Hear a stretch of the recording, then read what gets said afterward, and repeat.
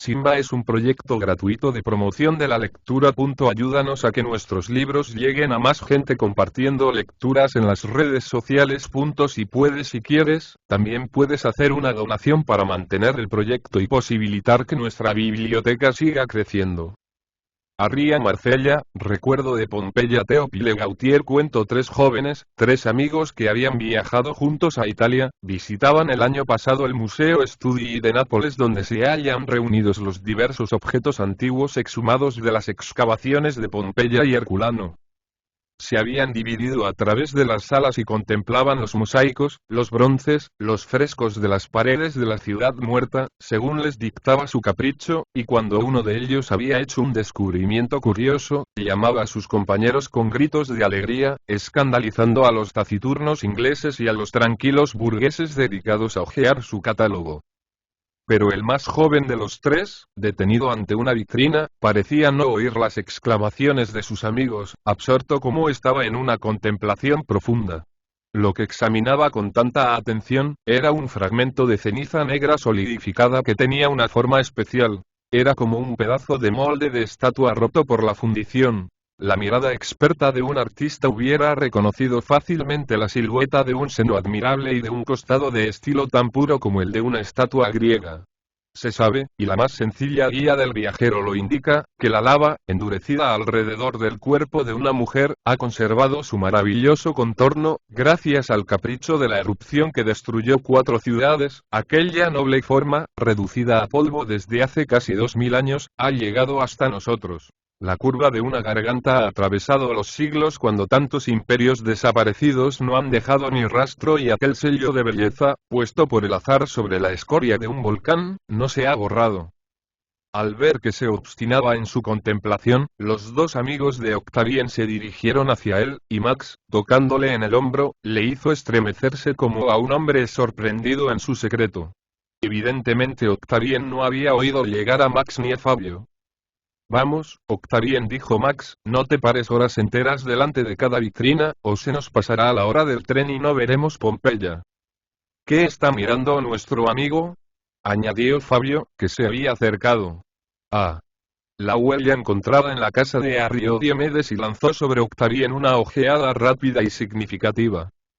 Octavien se ruborizó ligeramente, cogió a Max del brazo, y la visita acabó sin más incidentes. Al salir de Studi, los tres amigos montaron en un corricolo y se hicieron conducir a la estación del ferrocarril. El corricolo, con sus grandes ruedas rojas, su transportín constelado de clavos de cobre, su caballo delgado pero lleno de ardor, enjaezado como una muía de España, que corre al galope sobre las anchas losas del lago, es demasiado conocido para que sea necesario aquí hacer su descripción, y además nosotros no escribimos las impresiones de un viaje a Nápoles, sino el simple relato de una aventura extraña y poco creíble, aunque verdadera. El ferrocarril que va a Pompeya bordea casi constantemente la orilla del mar, y sus largas volutas de espuma van a desplegarse sobre una arena negruzca que parece carbón tamizado. La orilla, en efecto, está formada de corrientes de lava y de cenizas volcánicas, y a causa de su tono oscuro, contrasta con el azul del cielo y el azul del agua. En medio de aquel resplandor, solo la tierra parece retener la sombra. Los pueblos que se atraviesan o se bordean, Portici, famoso por la ópera de Auber, Resina, Torre del Greco, Torre della Annunziata, cuyas casas de soportales y cuyas azoteas tienen, a pesar de la intensidad del sol y de la cal meridional, algo plutoniano y ferruginoso como Manchester y Birmingham. El polvo es negro, un hollín impalpable se pega a todo. Se nota que la gran fragua del Vesubio jadea y humea a 2 pasos de allí. Los tres amigos descendieron en la estación de Pompeya, riendo entre ellos de la mezcolanza de lo antiguo y lo moderno que ofrecen espontáneamente al espíritu estas palabras. Estación de Pompeya. Una ciudad grecorromana y un andén de ferrocarril. Cruzaron el campo de algodoneros, en el que revoloteaban algunos copos blancos y que separa el ferrocarril del emplazamiento de la ciudad desenterrada, y tomaron un guía en la hostería construida extramuros de las antiguas murallas, o, para hablar más correctamente, un guía les cogió a ellos. Calamidad que es difícil evitar en Italia. Hacía uno de esos maravillosos días tan corrientes en Nápoles, en que por el brillo del sol y la transparencia del aire los objetos cobran colores que parecen fabulosos en el norte, y es como si pertenecieran al mundo del sueño más que al de la realidad. Quien ha visto una vez esa luz dorada y azul lleva siempre en el fondo de su alma una incurable nostalgia. La ciudad resucitada, habiendo sacudido una parte de su capa de ceniza, surgía con sus 1000 detalles bajo un día deslumbrante. El Vesubio recordaba a lo lejos su cono surcado de estrías de lavas azules, rosas, violetas, doradas por el sol.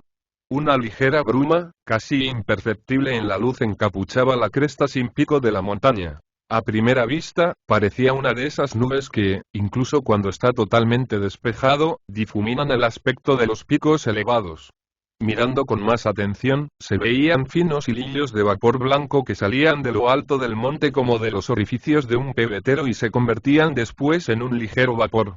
El volcán, de excelente humor ese día, fumaba tranquilamente su pipa y, sin el ejemplo de Pompeya sepultada a sus pies, no se le hubiera creído de un carácter más feroz que Montmartre. Por el otro lado, bellas colinas de líneas onduladas y voluptuosas como las caderas de una mujer, limitaban el horizonte. Y más lejos el mar, que antaño traía birremes y trirremes ante las murallas de la ciudad, trazaba su plácida línea azul. El aspecto de Pompeya es absolutamente sorprendente. El brusco salto de 19 siglos atrás asombra incluso a las naturalezas más prosaicas y menos comprensivas. 2 pasos os llevan de la vida antigua a la vida moderna, y del cristianismo al paganismo. Así que, cuando los 3 amigos vieron las calles donde las formas de una existencia desvanecida se conservan intactas, experimentaron, por muy preparados que estuvieran por los libros y los dibujos, una impresión tan extraña como profunda. Sobre todo Octavien parecía lleno de estupor y seguía maquinalmente al guía como sonámbulo, sin escuchar la retahíla monótona y aprendida de memoria que aquel bribón recitaba como una lección. Contemplaba con mirada estupefacta las rodadas de los carros impresas en el pavimento ciclópeo de las calles y que parecen datar de ayer, tan reciente se manifiesta su huella. Las inscripciones trazadas en letra roja y cursiva en las murallas. Carteles de espectáculos, peticiones de alquiler, fórmulas votivas, letreros, anuncios de todas clases, curiosos como lo será dentro de 2000 años, para los pueblos desconocidos del futuro, un panel de una pared de París con sus carteles y sus letreros. Las casas de tejados derribados que permitían a la mirada penetrar en los misterios de su interior, todos esos detalles domésticos que los historiadores pasan por alto y cuyo secreto las civilizaciones se llevan consigo. Las fuentes secas, el foro sorprendido por la catástrofe en medio de una reparación y cuyas columnas y arquitrabes tallados o esculpidos, esperan en la pureza de sus líneas que los pongan en su lugar. Los templos consagrados a dioses que habían pertenecido a la mitología y que ahora no tenían un solo ateo. Las tiendas en las que solo falta el tendero. Las tabernas en que todavía se ve sobre el mármol la mancha circular dejada por la copa de los bebedores. El cuartel de columnas pintadas de ocre y minio que los soldados han pintarrajeado de caricaturas de combatientes, y los dobles teatros de drama y de cantos yuxtapuestos, que podrían volver a hacer sus representaciones, si la compañía que las realizaba, reducida al estado de arcilla, no estuviera ocupada, seguramente, en taponar un barril de cerveza o en rellenar una rendija de la pared, como el polvo de Alejandro y de César, según la melancólica reflexión de Hamlet. Fabio subió al escenario del teatro trágico mientras Octavien y Max trepaban hasta lo alto de las gradas, y allí se puso a declamar haciendo muchos gestos los fragmentos de poesía que le venían a la cabeza, con gran sobresalto de los lagartos, que se dispersaron agitando la cola y ocultándose en las rendijas de los asientos en ruinas. Y aunque las vasijas de bronce o de barro, destinadas a repercutir los sonidos, ya no existieran, no por eso su voz resonaba menos potente y vibrante. El guía les condujo después a través de los cultivos que cubren las partes todavía sepultadas de Pompeya, al anfiteatro, situado al otro extremo de la ciudad. Caminaron bajo árboles cuyas raíces se hunden en los tejados de los edificios enterrados, desunen las tejas, rajan los techos, desencajan las columnas, y pasaron por los sembrados donde sobre maravillas del arte fructifican simples verduras, materiales imágenes del olvido que el tiempo despliega sobre las cosas más bellas. El anfiteatro no les sorprendió. Habían visto el de Verona, más grande e igualmente bien conservado, y conocían la disposición de esas arenas antiguas tan familiarmente como la de las plazas de toros en España, que se parecen mucho, menos por la solidez de la construcción y la belleza de los materiales. Volvieron, pues, sobre sus pasos y llegaron por un atajo a la calle de la Fortuna, escuchando distraídamente al cicerone, que al pasar por delante de cada casa la llamaba por el nombre que le ha sido dado después de su descubrimiento, debido a alguna particularidad característica. La casa del toro de bronce, la casa del fauno, la casa del buque, el templo de la fortuna, la casa de Meleagro, la taberna de la fortuna en la esquina de la calle consular, la academia de música, el horno público, la farmacia, la consulta del cirujano, la aduana, el alojamiento de las vestales, el albergue de Albino, los termopolios, y así hasta la puerta que conduce a la vía de las tumbas. Aquella puerta de ladrillos, recubierta de estatuas, y cuyos ornamentos han desaparecido, presenta en su arcada interior dos profundas ranuras destinadas a dejar pasar un rastrillo, como una fortaleza de la Edad Media a la que podía haberse atribuido esa clase de defensa particular. ¿Quién podía sospechar, dijo Max a sus amigos, que Pompeya, la ciudad grecolatina, estuviera protegida de forma tan románticamente gótica? ¿Podéis imaginar a un caballero romano, tocando el cuerno ante esa puerta e intentando que levantaran el rastrillo, como un paje del siglo XV? Nada hay nuevo bajo el sol, respondió Fabio, y ni siquiera el aforismo es nuevo, porque fue formulado por Salomón. Quizá haya algo nuevo bajo la luna. Continuó Octavien sonriendo con melancólica ironía. Mi querido Octavien, dijo Max, que durante esta breve conversación se había detenido ante una inscripción trazada en rojo en la muralla exterior, ¿quieres ver combates de gladiadores? Aquí están los carteles. Combate y caza para el 5 de las nonas de abril, se alzarán los mástiles, 20 pares de gladiadores lucharán en las nonas, y si temes por la lozanía de tu tez, tranquilízate, tenderán los toldos, y a menos que prefieras ir al anfiteatro temprano, estos se cortarán el cuello por la mañana. Matutinierund. No se puede ser más complaciente. Así charlando, los tres amigos seguían la vía rodeada de sepulcros, la cual, desde nuestros sentimientos modernos, sería una lúgubre avenida para una ciudad, pero que no ofrece las mismas significaciones tristes para los antiguos, cuyas tumbas, en lugar de un cadáver horrible, no contenían sino un montoncito de cenizas, idea abstracta de la muerte. El arte embellecía las últimas moradas y, como dijo Goethe, el pagano decoraba con imágenes de la vida los sarcófagos y las urnas. Sin duda eso hacía que Max y Fabio visitaran, con una curiosidad alegre y una dichosa plenitud de existencia que no hubieran tenido en un cementerio cristiano, aquellos monumentos fúnebres tan suavemente dorados por el sol y que, situados al borde del camino, parecen aferrarse todavía a la vida y no inspiran ninguna de esas frías repulsiones, ninguno de esos terrores fantásticos que se experimentan ante nuestras lúgubres sepulturas. Se detuvieron ante la tumba de Mamía, la sacerdotisa pública, junto a la cual ha crecido un árbol, un ciprés o un álamo. Se sentaron en el hemiciclo del triclinium de los banquetes funerarios, riendo alegremente. Leyeron entre bromas los epitafios de Negoleja, de Laveón y de la familia Arria, seguidos de Octavien, que parecía más impresionado que sus despreocupados compañeros por la suerte de los que habían muerto 2000 años antes. Así llegaron a la villa de Arriodiemedes, una de las casas más notables de Pompeya. A ella se sube por unos escalones de ladrillos, y cuando se ha cruzado la puerta flanqueada por dos columnitas laterales, aparece un espacio semejante al patio de las casas españolas y árabes y que los antiguos llamaban impluvium o cavaedium. 14 columnas de ladrillos recubiertos de estuco forman, en sus 4 lados, un pórtico peristilo cubierto, semejante al claustro de los conventos, y bajo el cual se podía circular sin temor a la lluvia. El pavimento del patio es un mosaico de ladrillo y de mármol blanco, de un efecto suave y dulce a la vista. En el centro, un estanque de mármol en forma de cuadrilátero, que todavía existe, recibía las aguas pluviales que caían del tejado del pórtico. Producía un extraño efecto entrar así en la vida antigua y pisar con botas de charol unos mármoles gastados por las sandalias y los coturnos de los contemporáneos de Augusto y Tiberio. El cicerone les llevó a la exedra o salón de verano, abierto por el lado del mar para aspirar mejor sus frescas brisas. Allí era donde se recibía y donde se echaba la siesta durante las horas calurosas, cuando soplaba el fuerte céfiro africano cargado de languidez y tormentas. Les hizo entrar en la basílica, larga galería que da luz a los aposentos y donde los visitantes y los clientes esperaban que el nomenclátor les llamara.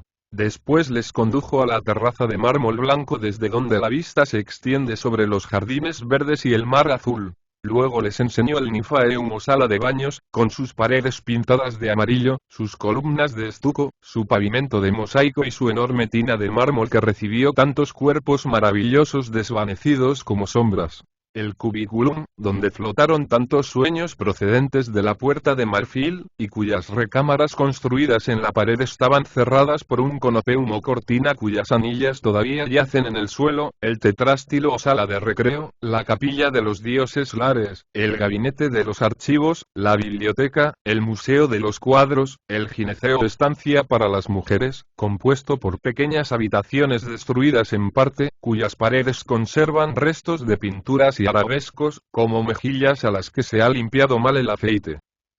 Terminada la inspección, bajaron a la planta inferior, pues el suelo es mucho más bajo por el lado del jardín que por el lado de la vía de las tumbas, atravesaron 8 salas pintadas de rojo antiguo, una de las cuales está llena de nichos arquitecturales, como los que pueden verse en el vestíbulo de la sala de los embajadores en la Alhambra, y llegaron por fin a una especie de sótano o de bodega cuyo destino lo manifestaban claramente 8 ánforas de arcilla apoyadas contra la pared y que debieron estar perfumadas de vino de Creta, de Falerno y de Másico, como las odas de Horacio.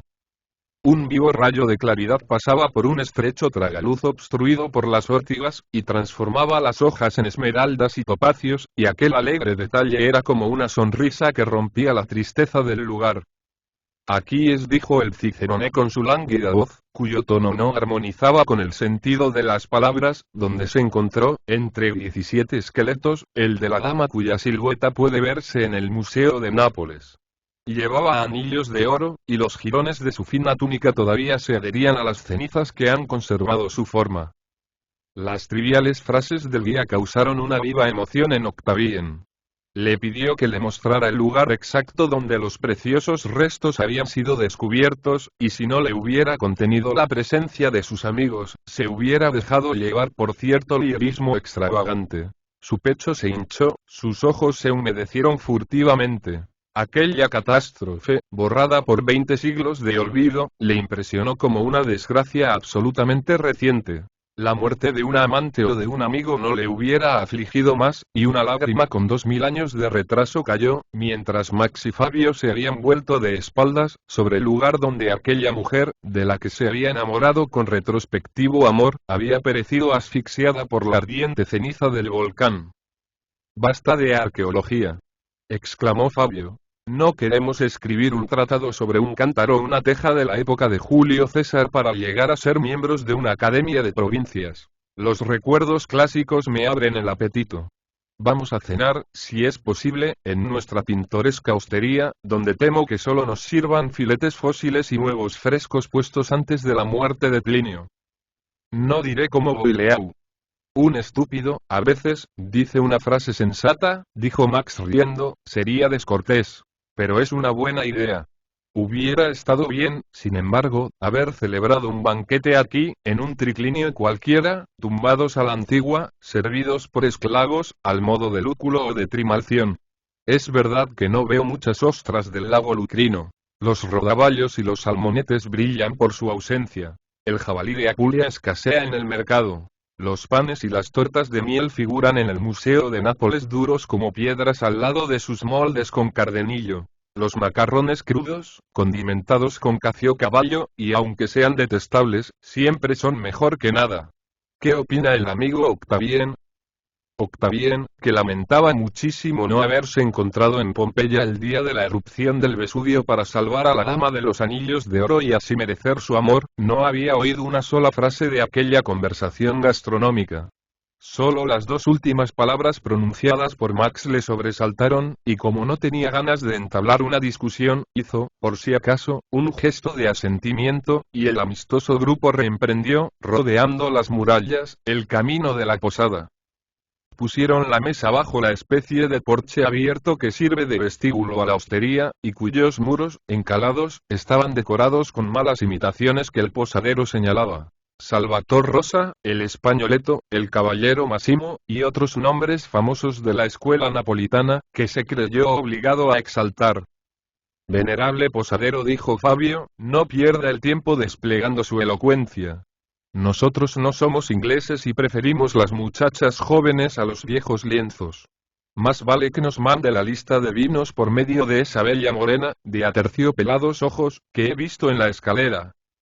El posadero, comprendiendo que sus huéspedes no pertenecían al género de los filisteos y burgueses fáciles de engañar, dejó de alabar su galería para ensalzar su bodega.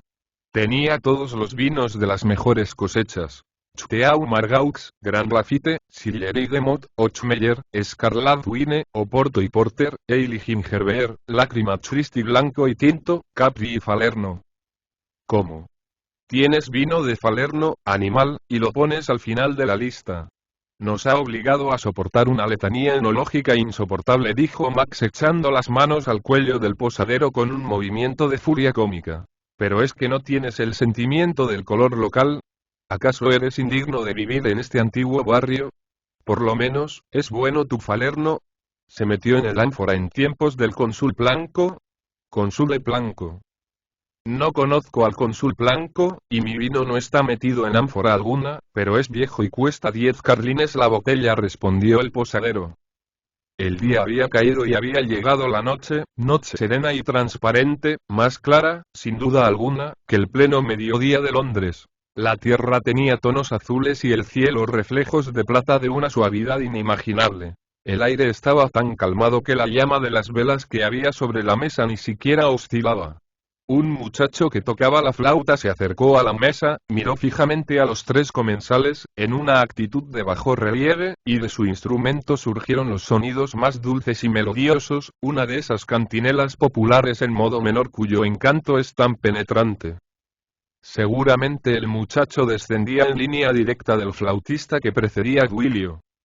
Nuestra comida va tomando un cariz de antigüedad bastante notable. Solo nos faltan bailarinas gaditanas y coronas de hiedra, dijo Fabio sirviéndose un vaso lleno de vino de Falerno. Estoy a punto de hacer algunas citas latinas como en los artículos de Debats. Me vienen a la memoria algunas estrofas, añadió Max. Guárdalas para ti, exclamaron Octavien y Fabio, justamente alarmados. No hay nada tan indigesto como el latín en la mesa. La conversación entre jóvenes que, con un puro en la boca, los codos sobre la mesa, contemplan un cierto número de botellas vacías, sobre todo cuando el vino es embriagador, no tarda en girar en torno a las mujeres. Cada uno expuso su teoría. Este es más o menos el resumen. A Fabio solo le importaba la belleza y la juventud. Voluptuoso y positivo, jamás se hacía ilusiones y en amor no tenía ningún prejuicio.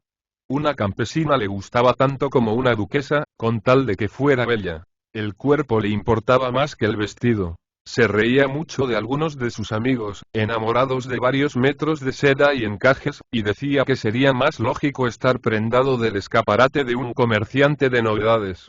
Estas opiniones, muy razonables en el fondo, y que no ocultaba, le hacían pasar por un hombre excéntrico. A Max, menos artista que Fabio, solo le gustaban las empresas difíciles. Buscaba resistencias que vencer, virtudes que seducir, y concebía el amor como una partida de ajedrez, con jugadas largo tiempo meditadas, efectos asombrosos, sorpresas y estratagemas dignas de Polibio.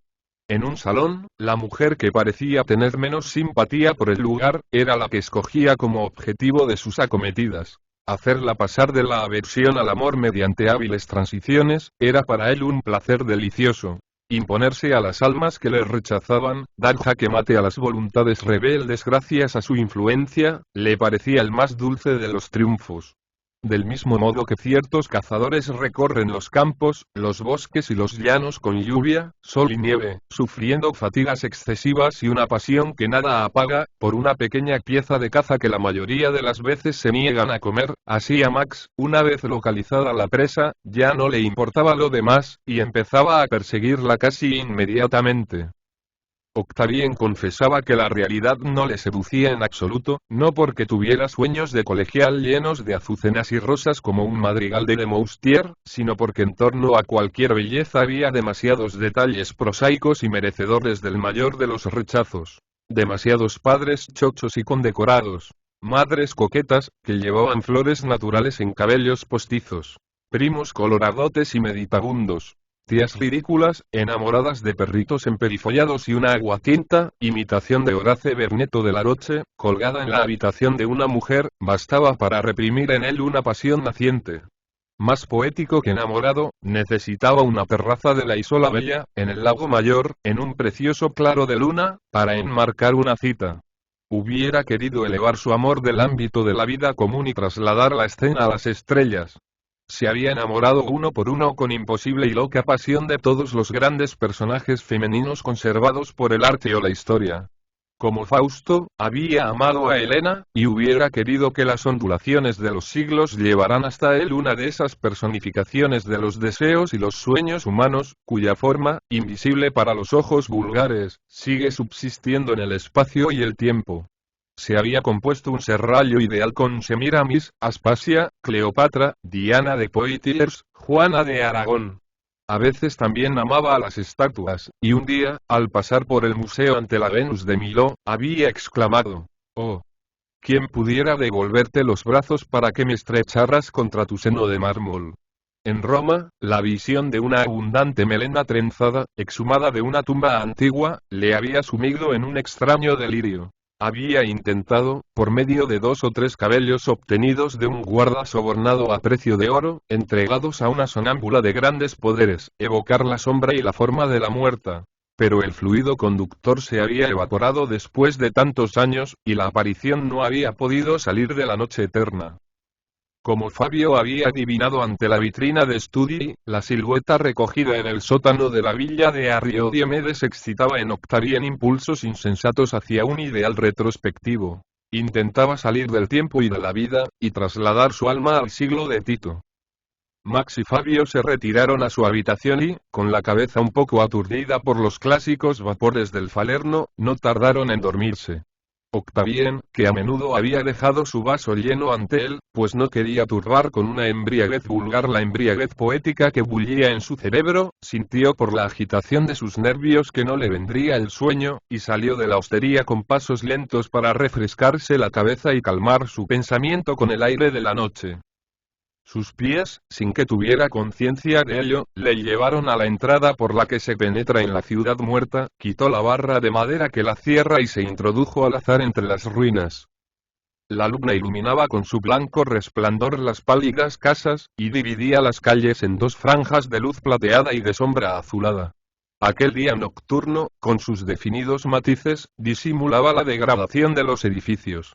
No se distinguían, como a la claridad resplandeciente del sol, las columnas truncadas, las fachadas surcadas de lagartos, los tejados abatidos por la erupción. La semioscuridad suplía las partes ausentes, y un rayo brusco, como un toque de sentimiento en el boceto de un cuadro, indicaba todo un conjunto derrumbado. Los genios taciturnos de la noche parecían haber transformado la ciudad fosilizada en la representación de una vida fantástica. A veces hasta el propio Octavien creyó ver cómo se deslizaban vagas formas humanas en la sombra, pero se desvanecían en cuanto llegaban a la zona iluminada. Susurros sordos y un rumor indefinido revoloteaban en el silencio. Nuestro paseante los atribuyó al principio a algún parpadeo de sus ojos, a algún zumbido de sus oídos. Podía ser también una ilusión óptica, un suspiro de la brisa marina, o la huida a través de las hostias de un lagarto o de una culebra, porque todo vive en la naturaleza, incluso la muerte, todo murmura, incluso el silencio. Sin embargo, experimentaba una especie de angustia involuntaria, un ligero estremecimiento, que podía ser causado por el aire frío de la noche, y que le produjo escalofríos. Volvió 2 o 3 veces la cabeza. Ya no se sentía solo como antes en la ciudad desierta. Quizá sus compañeros habían tenido la misma idea que él, y le buscaban por entre las ruinas. Las formas vislumbradas, los ruidos indistintos de pasos, eran Max y Fabio que, caminando y charlando, habían desaparecido por alguna esquina. Aunque la explicación era completamente natural, Octavien comprendía en su turbación que no era cierta, y los razonamientos que hacía al respecto para sus adentros no le convencían.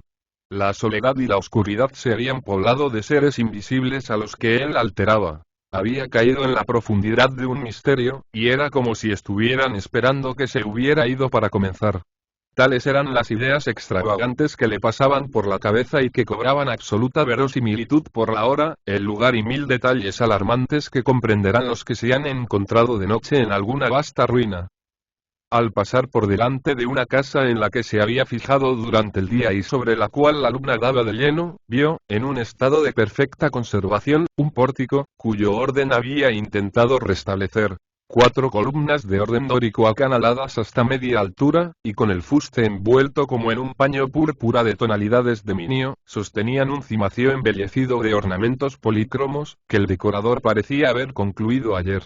En la pared lateral de la puerta un moloso de laconía, ejecutado al encausto y acompañado de la inscripción sacramental.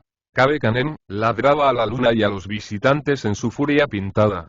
Sobre el umbral de mosaico la palabra ave en letras óseas y latinas, saludaba a los huéspedes con sus amistosas sílabas. Los muros exteriores, en tonos ocres y rojos, no tenían una sola grieta. La casa era de una sola planta, y el tejado de teja bordeado de una crótera de bronce, proyectaba su perfil intacto sobre el suave azul del cielo, donde palidecían algunas estrellas.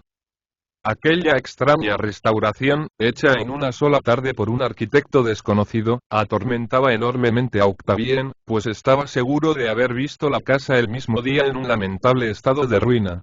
El misterioso restaurador había trabajado muy deprisa, porque las viviendas de alrededor tenían el mismo aspecto reciente y nuevo. Todos los pilares tenían sus capiteles. Ni una piedra, ni un ladrillo, ni una brizna de estuco, ni una capa de pintura faltaba en las paredes relucientes de las fachadas, y por el intersticio de los peristilos se entreveía, alrededor del estanque de mármol del Cavaedium, adelfas rosas y blancas, mirtos y granados. Todos los historiadores se habían equivocado. La erupción no había tenido lugar, o bien la aguja del tiempo había retrocedido 20 horas seculares en la esfera de la eternidad. Octavien, muy sorprendido, se preguntó si se había dormido de pie y caminaba en un sueño. Se preguntó seriamente si la locura no hacía danzar ante él sus alucinaciones. Pero no tuvo más remedio que reconocer que no estaba ni dormido ni loco. Un cambio extraño había tenido lugar en la atmósfera. Vagos matices rosas se mezclaban, por gradaciones violetas, con los reflejos azulados de la luna. El cielo se iluminaba en el horizonte. Era como si el día fuera a aparecer. Octavien sacó su reloj. Marcaba medianoche. Temiendo que se le hubiera parado, apretó el botón de la cuerda. La campanilla sonó 12 veces. Era realmente medianoche, y sin embargo la claridad seguía aumentando, la luna se fundía en un cielo cada vez más luminoso. Estaba saliendo el sol. Entonces Octavien, en quien todas las ideas de tiempo se mezclaban, pudo convencerse de que estaba paseando no por una Pompeya muerta, frío cadáver de ciudad a la que se ha quitado a medias su sudario, sino por una Pompeya viva, joven, intacta, sobre la que no se habían derramado los torrentes de lava del Vesubio. Un prodigio inconcebible le trasladaba a él, un francés del siglo XIX, a la época de Tito, no en espíritu, sino en la realidad, lo hacía volver a él, desde el fondo del pasado, una ciudad destruida con sus habitantes desaparecidos. Porque un hombre vestido a la antigua acababa de salir de una casa. El hombre llevaba el pelo corto y la barba afeitada, una túnica de color marrón y un manto grisáceo, cuyos extremos estaban recogidos para que no le molestara al andar. Iba con paso rápido, casi precipitado, y pasó al lado de Octavien sin verle. Un cesto de esparto le colgaba del brazo, y se dirigía hacia el Forum Lundinarium. Era un esclavo, un Davus cualquiera que iba al mercado. Era imposible equivocarse. Se oyeron ruidos de ruedas y un carro antiguo, arrastrado por bueyes blancos y cargado de verduras, apareció en la calle. Al lado de la yunta andaba un boyero de piernas desnudas y quemadas por el sol, los pies calzados con sandalias, y vestido con una especie de camisa de tela, ahuecada en la cintura. Un sombrero de paja cónico, echado hacia atrás y sujeto al cuello por una cinta, dejaba ver su cabeza, de un tipo desconocido hoy, la frente baja atravesada por duras nudosidades, el pelo rizado y negro, la nariz recta, los ojos tranquilos como los de sus bueyes, y el cuello de Hércules campesino. Tocaba gravemente a sus animales con la aguijada, en una pose de estatua que hubiera hecho caer en éxtasis a Ingres. El boyero vio a Octavien y pareció sorprendido, pero siguió su camino. Una vez volvió la cabeza, pues sin duda no hallaba explicación al aspecto de aquel personaje extraño para él, aunque dejaba, en su plácida estupidez rústica, la clave del enigma a personas más hábiles. También aparecieron unos campesinos campanianos, conduciendo burros cargados de odres de vino, que hacían sonar campanillas de bronce. Su fisonomía difería de los campesinos de hoy como una medalla difiere de un céntimo. La ciudad se iba poblando gradualmente como uno de esos cuadros de diorama, aparentemente desiertos, y que un cambio de iluminación anima de personajes hasta entonces invisibles. Los sentimientos que experimentaba Octavien habían cambiado de naturaleza. Antes, en la sombra engañosa de la noche, había sido presa de esa clase de desazón de la que ni los más valientes pueden defenderse, en medio de circunstancias inquietantes y fantásticas que la razón no logra explicar. Su vago terror se había transformado en profunda estupefacción. No podía dudar, a causa de la nitidez de sus percepciones, del testimonio de sus sentidos, y sin embargo lo que veía era absolutamente increíble. Todavía no convencido del todo, buscaba mediante la constatación de pequeños detalles reales, demostrarse a sí mismo que no era el juguete de una alucinación. No eran fantasmas los que desfilaban ante sus ojos, porque la brillante luz del sol les iluminaba con innegable realidad, y sus sombras alargadas por la luz de la mañana se proyectaban en las aceras y los muros. Sin comprender absolutamente nada de lo que le ocurría, Octavien, encantado en el fondo de ver cumplido uno de sus sueños más queridos, dejó de resistirse a la evidencia y se dejó llevar por todas aquellas maravillas, sin pretender entenderlas. Se dijo que ya que en virtud de un poder misterioso se le había concedido vivir unas horas en un siglo desaparecido, no perdería el tiempo tratando de buscar la solución a un problema incomprensible, y siguió valerosamente su camino, mirando a derecha e izquierda aquel espectáculo tan viejo y tan nuevo para él. Pero ¿a qué época de la vida de Pompeya había sido trasladado? Una inscripción de edilicia, grabada en una muralla, le hizo saber, por el nombre de los personajes públicos, que estaban en el comienzo del reinado de Tito, o sea en el año 79 de nuestra era.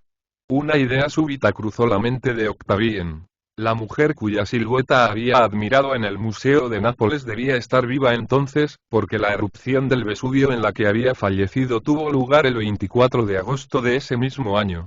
Así pues, podía encontrarla, verla, hablarle, y el loco deseo que había sentido ante la visión de aquella ceniza moldeada sobre contornos divinos iba quizá a satisfacerse, porque nada debería ser imposible para un amor que había tenido la fuerza de hacer retroceder el tiempo, y de que pasara 2 veces la misma hora en el reloj de arena de la eternidad. Mientras Octavien se entregaba a estas reflexiones, bellas muchachas se dirigían a las fuentes, sosteniendo con la punta de sus blancos dedos jarros en equilibrio sobre la cabeza. Patricios de togas blancas bordadas de bandas de púrpura, seguidos de su cortejo de clientes, se dirigían hacia el foro. Los compradores se apretaban en torno a las tiendas, señaladas con rótulos esculpidos y pintadas, que recordaban por su pequeñez y su forma las tiendas morunas de Argel. Sobre la mayor parte de los puestos, un enorme falo de barro coloreado y la inscripción "Hic habitat felicitas", daban testimonio de precauciones supersticiosas contra el mal de ojo. Octavien vio también una tienda de amuletos cuyo escaparate estaba lleno de cuernos, ramas de coral bifurcadas, y pequeños príapos de oro, como todavía hoy se encuentran en Nápoles, para preservarse de la jetatura, pues según dicen una superstición dura más que una religión. Siguiendo la acera que bordea cada calle de Pompeya, y proporciona a los ingleses la comodidad de tal invención, Octavien se encontró frente a frente con un apuesto joven, aproximadamente de su edad, vestido con una túnica de color azafrán, y cubierto con un manto de fina lana blanca, suave como la cachemira. La vista de Octavien, con el horrible sombrero moderno en la cabeza, embutido en una mezquina levita negra, las piernas aprisionadas en unos pantalones, los pies encerrados en un par de relucientes botas, pareció sorprender al joven pompeyano, como nos asombraría encontrar, en el boulevard de Gand, un guayo un botobudo con sus plumas, sus collares de garras de oso y sus barrocos tatuajes. Sin embargo, como era un joven bien educado, no soltó una carcajada ante Octavien, sino que se compadeció de aquel pobre bárbaro perdido en una ciudad grecorromana, y le dijo con voz afectada y suave: Advena, salve. Nada era más natural que un habitante de Pompeya, bajo el reinado del divino emperador Tito, poderosísimo y augusto, se expresara en latín, y sin embargo Octavien se estremeció al oír aquella lengua muerta en una boca viva. Entonces se alegró de haber sido un empollón y de haber obtenido premios en los exámenes especiales. El latín de la universidad le servía en esta ocasión única, y recordando lo que había aprendido en clase, respondió al saludo del pompeyano, utilizando el estilo de 2 libros de texto, De Viris Illustribus y Selectae Profanis, de forma suficientemente inteligente, pero con un acento parisino que hizo sonreír al joven. Seguramente te será más fácil hablar en griego, dijo el pompeyano. También conozco esa lengua, porque he hecho mis estudios en Atenas. Sé todavía menos griego que latín, contestó Octavien. Soy del país de los galos, de París, de Lutecia. Conozco ese país. Mi abuelo hizo la guerra en las Galías bajo el gran Julio César. Pero qué traje tan extraño llevas. Los galos que he visto en Roma no iban vestidos así.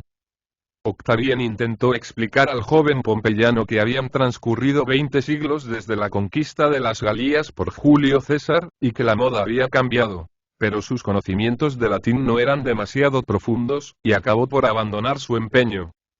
Me llamo Rufus Olconius, y mi casa es la tuya, dijo el joven. A menos que prefieras la libertad de la taberna.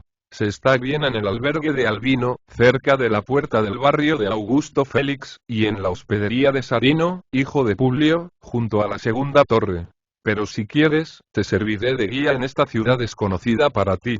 Me gustas, joven bárbaro, aunque hayas tratado de burlarte de mi credulidad pretendiendo que el emperador Tito, que hoy reina, está muerto desde hace 2000 años, y que el Nazareno, cuyos infames sectarios, embadurnados de pez, han alumbrado los jardines de Nerón, reina solo como dueño y señor en el cielo desierto del que han caído los grandes dioses.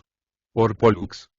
Añadió fijando los ojos en una inscripción roja trazada en la esquina de una calle: has llegado a tiempo, dan la casina de Plauto, que acaban de reponer en el teatro. Es una curiosa y graciosa comedia que te divertirá, aunque solo comprendas la pantomima. Sígueme, pronto será la hora. Te llevaré al banco de los invitados y los extranjeros. Y Rufus Olconius se dirigió hacia el pequeño teatro cómico que los 3 amigos habían visitado durante el día. El francés y el ciudadano de Pompeya tomaron las calles de la Fuente de la Abundancia, de los teatros, pasaron junto al colegio y el templo de Isis, el taller del estatuario, y entraron en el Odeono Teatro Cómico por una entrada lateral. Gracias a la recomendación de Olconius, Octavien fue situado cerca del proscenio, un lugar que correspondería a nuestros palcos. Inmediatamente todas las miradas se volvieron hacia él con benévola curiosidad y un ligero murmullo corrió por el anfiteatro. La obra todavía no había empezado. Octavien aprovechó para mirar la sala. Las gradas semicirculares, terminadas a cada lado en una magnífica pata de león esculpida en lava del Vesubio, partían cada vez más amplias de un espacio vacío que correspondía a nuestro patio de butacas, pero mucho más estrecho, pavimentado de un mosaico de mármoles griegos. Una grada más ancha formaba, a trechos, una zona distintiva, y 4 escaleras que correspondían a las salidas y que subían desde la base a lo alto del anfiteatro, lo dividían en 5 franjas más anchas por arriba que por abajo. Los espectadores, con sus billetes en la mano, que consistían en pequeñas láminas de marfil donde estaban designadas, por sus números de orden, la fila, la esquina y la grada, con el título de la obra representada y el nombre de su autor, llegaban fácilmente a sus localidades. Los magistrados, los nobles, los hombres casados, los jóvenes, los soldados, cuyos cascos de bronce se veían brillar, ocupaban puestos separados. Era un espectáculo admirable el de las bellas togas y los amplios mantos blancos bien plegados que se exhibían en las primeras gradas y contrastaban con los atuendos variados de las mujeres, situadas arriba, y las capas grises de la gente del pueblo, relegada a los bancos superiores, junto a las columnas que sostienen el tejado, y que dejaban ver, por los intersticios, un cielo de un azul intenso como el campo de una panatenea. Una fina lluvia de agua aromatizada de azafrán caía de los frisos en gotitas imperceptibles, y perfumaba el aire refrescándolo. Octavien pensó en las emanaciones fétidas que vician la atmósfera de nuestros teatros, tan incómodos que más parecen lugares de tortura, y se dio cuenta de que la civilización no había avanzado mucho.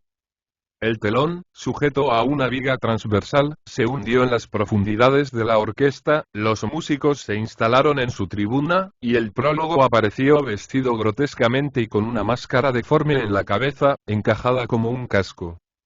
El prólogo, después de haber saludado a la asistencia y reclamado los aplausos, empezó una argumentación jocosa. Las viejas obras teatrales, decía, eran como el vino que gana con los años, y la casina, que tanto gustaba a los ancianos, no debía gustar menos a los jóvenes. Todos podían disfrutar con ella. Unos porque la conocían, otros porque no la conocían. La obra, además, había sido hecha con cuidado, y había que escucharla con el alma libre de toda preocupación, sin pensar en las deudas ni en los acreedores, porque esas son cosas que no pertenecen al teatro. Era un día feliz, hacía bueno, y los alciones volaban sobre el foro. Luego hizo un análisis de la comedia que los actores iban a representar, con un detalle que prueba que la sorpresa influía muy poco en el gusto que los antiguos sentían por el teatro. Contó cómo el viejo Estalino, enamorado de su bella esclava Casina, quiere casarla con su arrendatario Olimpio, esposo complaciente al que sustituirá en la noche de bodas. Y cómo Licóstrata, la mujer de Estalino, para oponerse a la lujuria de su vicioso marido, quiere unir a Casina con el caballerizo Chalino, con la idea de favorecer los amores de su hijo. Finalmente, la forma en que Estalino, burlado, toma a un joven esclavo disfrazado por Casina, la cual declarada libre e ingenua, se casa con el joven amo, al que ama y por quien es amada. El joven francés contemplaba distraídamente cómo los actores, con sus máscaras de bocas de bronce, se desenvolvían en escena. Los esclavos corrían aquí y allá para simular apresuramiento. El anciano movía la cabeza y extendía sus manos temblorosas. La matrona, arrogante, en tono huraño y desdeñoso, se daba mucha importancia y regañaba a su marido, con gran regocijo de la sala. Todos los personajes entraban y salían por 3 puertas practicadas en la pared del fondo que comunicaban con el camerino de los actores. La casa de Estalino ocupaba una esquina del teatro, y la de su viejo amigo Alcésimo estaba enfrente. Los decorados, aunque muy bien pintados, eran más representativos de la idea de un lugar que del lugar en sí mismo, como los bastidores del teatro clásico. Cuando el cortejo nupcial que conducía a la falsa Casina hizo su entrada en escena, una inmensa carcajada, como la que Homero atribuye a los dioses, circuló por todos los bancos del anfiteatro, y torrentes de aplausos hicieron vibrar los ecos del recinto. Pero Octavien ya no escuchaba ni miraba.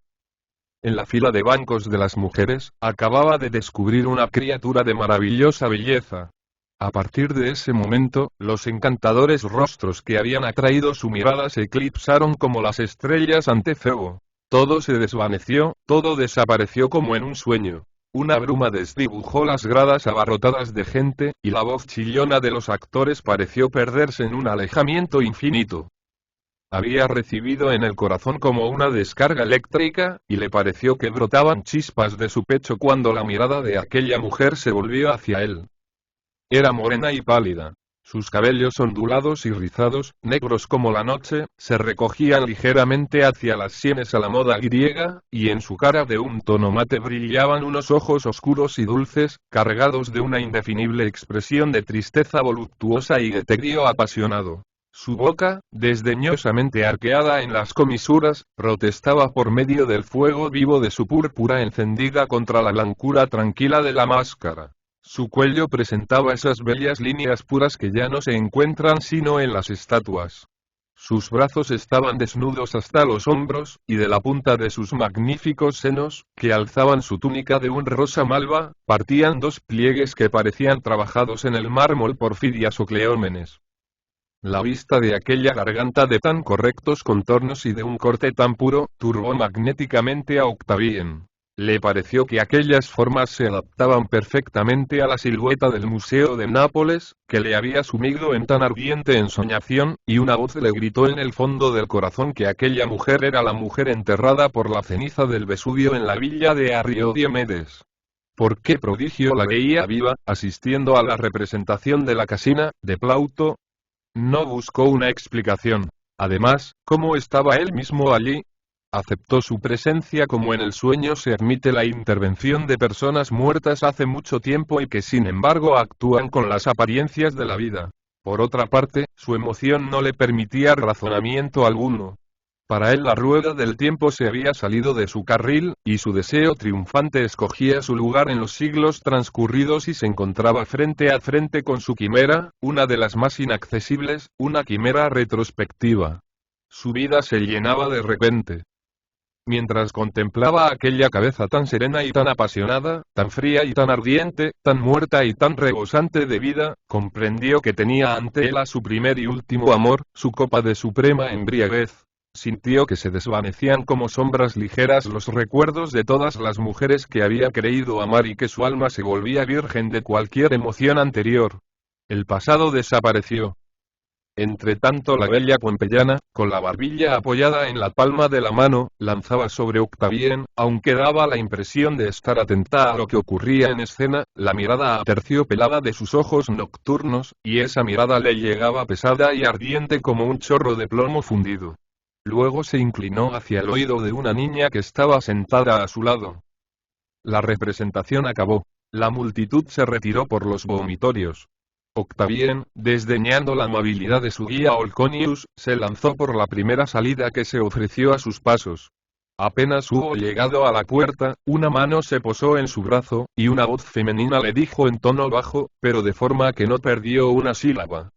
Soy Tichenogolejja, encargada de procurar diversión a Ría Marcella, hija de Arriodiemedes.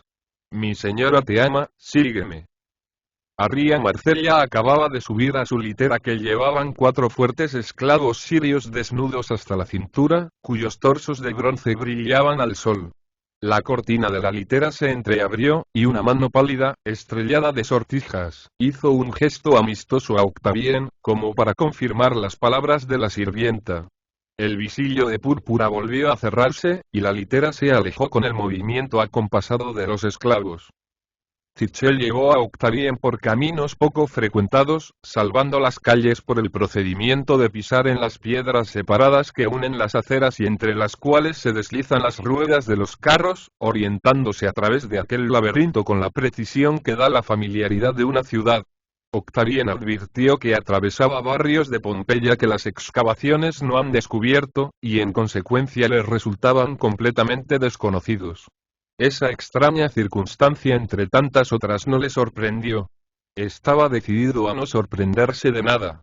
En toda aquella fantasmagoría arcaica, que hubiera vuelto loco de felicidad a un anticuario, ya no veía sino los ojos negros y profundos de Arria Marcella y aquel pecho magnífico que había vencido a los siglos, y que incluso la destrucción quiso conservar.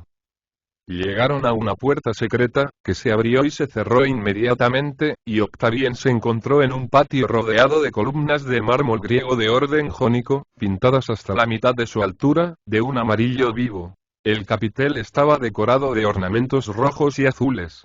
Una guirnalda de aristoloquia colgaba sus anchas hojas verdes en forma de corazón de los salientes de la arquitectura como un arabesco natural, y junto a un estanque rodeado de plantas, un flamenco rosa se mantenía de pie sobre una pata, flor de plumas entre las flores naturales.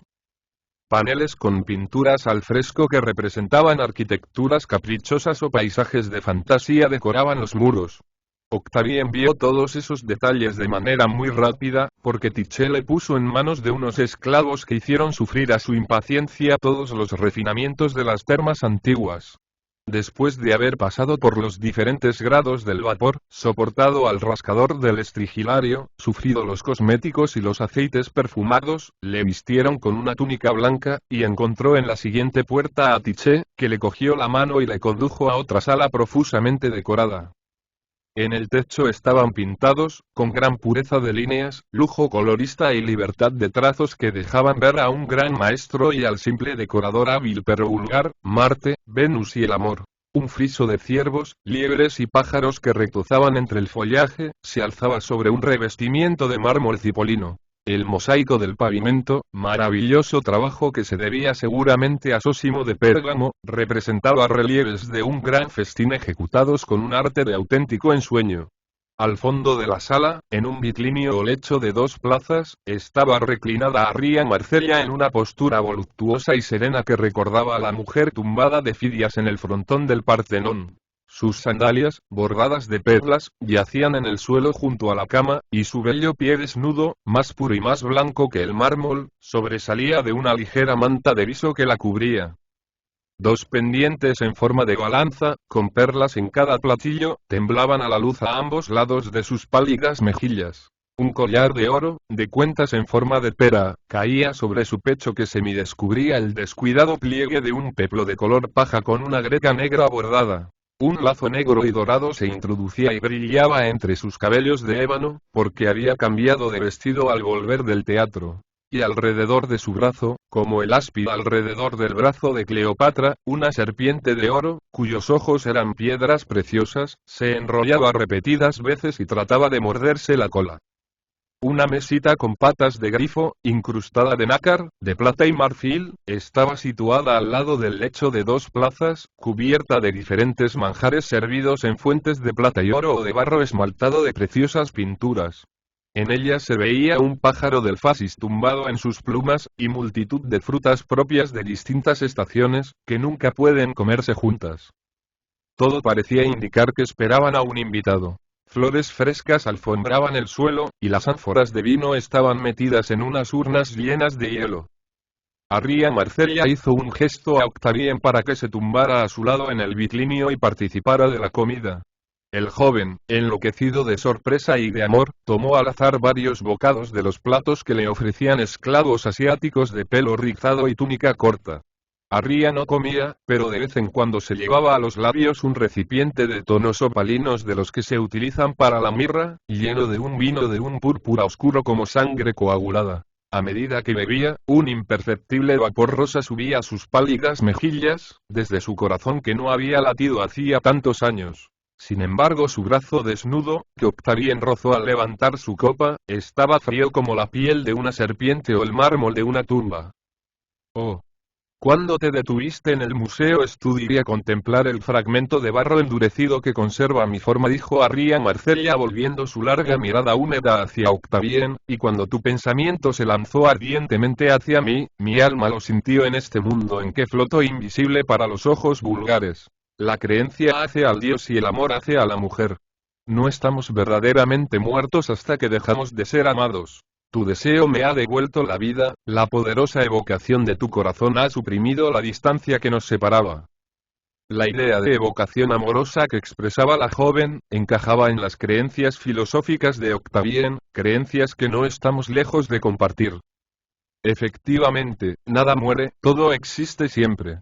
Ninguna fuerza puede aniquilar lo que fue una vez.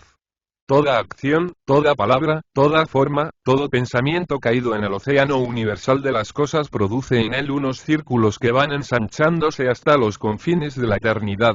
La figuración material solo desaparece para las miradas vulgares, y los espectros que se separan de ella pueblan el infinito.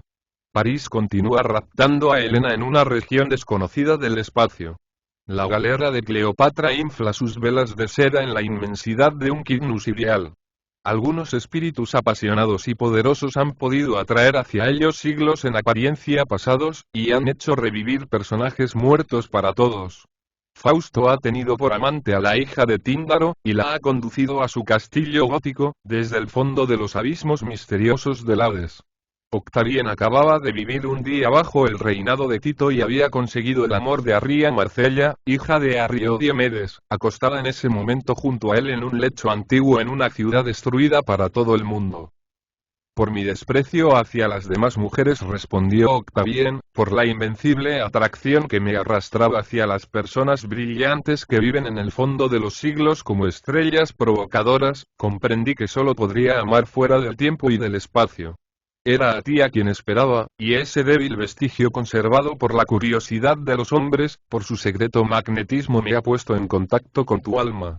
No sé si eres un sueño o una realidad, un fantasma o una mujer, si como Ixión abrazo a una nube contra mi pecho confiado, si soy el juguete de un vil hechizo, pero de lo que estoy seguro, es de que serás mi primer y mi último amor.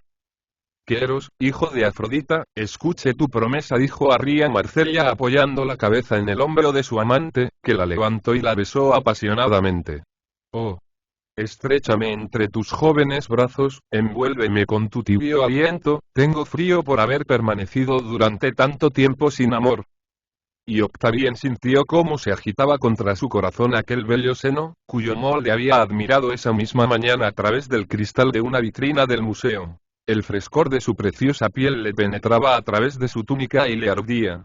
El lazo oro y negro se había desprendido de la cabeza de Arria al echarse apasionadamente hacia atrás, y sus cabellos se derramaron como un río negro sobre la almohada azul. Los esclavos se habían llevado a la mesa. No se oyó sino un ruido confuso de besos y suspiros. Las codornices familiares, despreocupadas de aquella escena amorosa, picoteaban, en el mosaico del suelo, las migas del festín mientras lanzaban grititos. De repente las argollas de bronce de las cortinas que cerraban la estancia se deslizaron sobre su varilla, y un anciano de aspecto severo, ataviado con un amplio manto marrón, apareció en el umbral. Su barba gris estaba separada en dos puntas como la de los nazarenos, su rostro parecía surcado por la fatiga de la mortificación. Una crucecita de madera negra le colgaba del cuello y no dejaba ninguna duda sobre su fe. Pertenecía a la secta, entonces muy reciente, de los discípulos de Cristo. Ante su vista, Arria Marcella, muy confusa, ocultó la cara bajo un pliegue de su manto, como un pájaro que mete la cabeza bajo el ala frente a un enemigo que no puede esquivar, para evitar al menos el horror de verlo. Mientras Octavien, apoyado en el codo, miraba fijamente al molesto personaje que interrumpía tan bruscamente su dicha. Arria, dijo el austero personaje en tono de reproche, la duración de tu vida no te bastó para tus excesos, y necesitas que tus infames amores invadan siglos que no te pertenecen. ¿No puedes dejar a los vivos en su esfera? ¿Acaso tus cenizas no se han enfriado todavía desde el día en que moriste sin arrepentirte bajo la lluvia de fuego del volcán? 2000 años de muerte no te han calmado, y tus brazos voraces atraen hacia tu pecho de mármol, sin corazón, a pobres insensatos embriagados por tus brebajes mágicos. Arrio, piedad, Padre mío, no me abrumes en nombre de esa sombría religión que jamás fue la mía. Yo creo en nuestros antiguos dioses que amaban la vida, la juventud, la belleza, el placer. No me sumerjas otra vez en la pálida nada. Déjame gozar de esta existencia que el amor me ha devuelto. Cállate, impía, no me hables de tus dioses, que son demonios.